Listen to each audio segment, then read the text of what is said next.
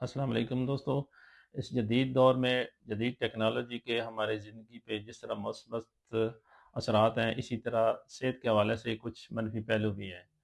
Harvard کی ایک research کے مطابق جو لوگ روزانہ 4 سے 5 گھنٹے موبائل دیکھتے ہیں، انہیں ذہنی تھکاوٹ، یادداشت اور نیند کی کمی جیسے مسائل کا سامنا کرنا پڑتا ہے۔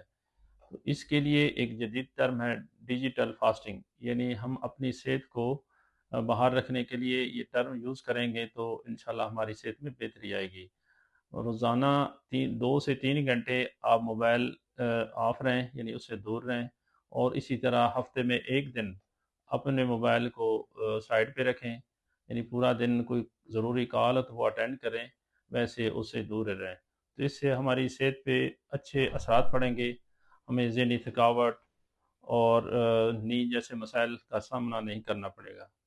تو ہماری صحت کے لیے سب سے ضروری ہے کہ ہم موبائل کو سائڈ پہ رکھیں اور صحت کو فرنٹ پہ رکھیں۔